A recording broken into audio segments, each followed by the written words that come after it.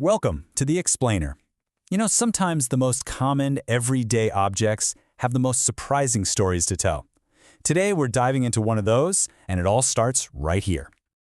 Yeah, we've all used one of these, right? The classic composition book. It's for, school notes, maybe some doodling in the margins. It's just a blank slate. But is that really all it is anymore? Just think about the sheer variety of notebooks you can buy today. Something has definitely changed. And that brings us to this kind of huge puzzle. We live our lives on screens, right? Our calendars, our notes, even our diaries, they're all in the cloud. And yet, sales of physical notebooks, they're absolutely booming. So what's the deal? Why, in this super digital age, are we so drawn to plain old paper? Well, it turns out the answer is staring us right in the face, literally right on the cover. Okay, so to really get this, we've got to look at how the notebook has evolved. It started out as just a simple, universal tool, something for everyone. But it's morphed into something way more personal. It's become a statement about who we are and what we're all about. All right, let's start with the basics. Over on the left, you've got a notebook that's all about business, pure function. It's black, it's minimalist, no nonsense. It's basically saying, hey, I'm just here for your ideas, nothing more. But then look at the one on the right, this simple craft paper journal. Now a story is starting to unfold, isn't it? It feels kind of earthy, organic, maybe a bit more thoughtful. All of a sudden, that blank page has a personality. And it just builds from there. Notebooks aren't just blank spaces anymore. We're now choosing them as specialized tools for very specific missions in our lives. They're becoming our partners in getting things done. And this process starts super early. Think about it. This ABC Adventure Workbook, it's not just a book. It's probably our very first guide to structured learning. The bright colors, those friendly little characters, the whole design is a mission statement, right? It's screaming, let's make learning the alphabet fun. This is where we first learned that a notebook can have a really specific job to do. And then we grow up. And the purpose completely changes. Take this budget diary. It's all pie charts, dollar signs, very structured.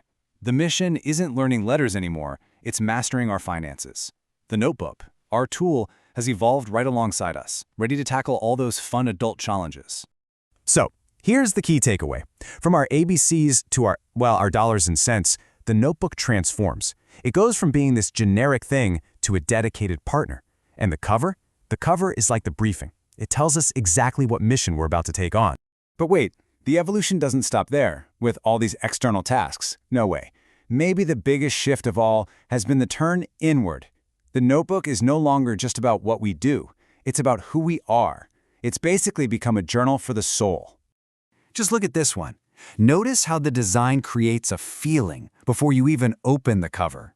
This hope journal with its soft colors and those delicate little flowers, it's not just selling you paper, is it? It's selling an emotional experience. It's promising you a safe, gentle space for your thoughts.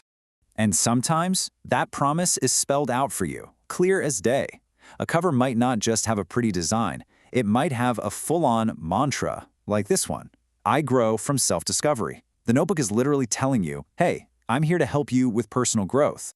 This whole trend has led to some seriously specific, hyper-niche journals.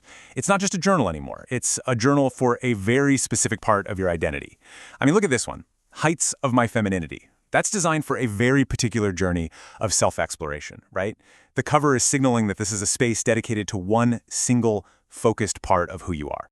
So what we're really seeing here is a cool psychological trick we can call intention setting. The cover's design, the colors, the words, the pictures, it's all priming your brain for a specific task. It turns a simple book of blank pages into this curated, guided experience, and you haven't even written a single word yet. Okay. This brings us to the final stage of the notebook's journey. So if a notebook can be for a mission and it can be for the soul, what else can it be? Well, it can also be a public statement. Yep, it's become a full-on fashion accessory, a piece of our personal brand. And this contrast just lays it all out there perfectly.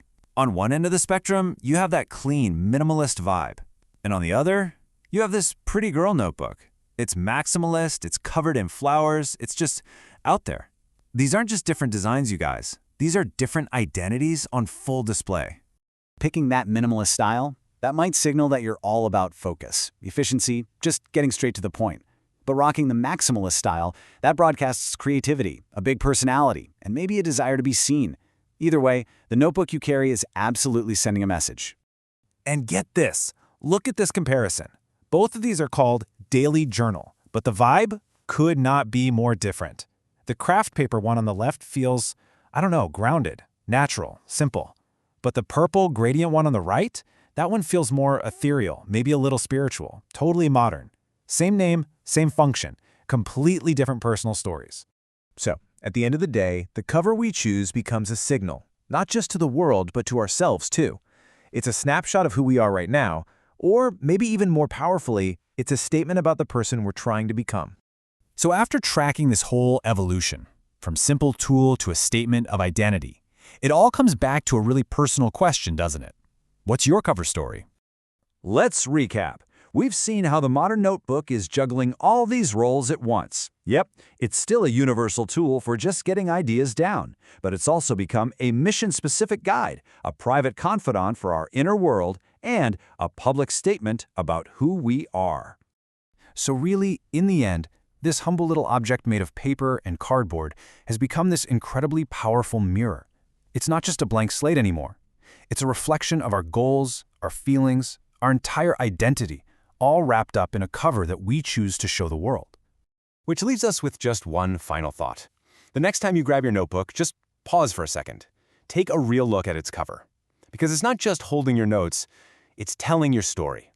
So, the real question is, what does your notebook say about you?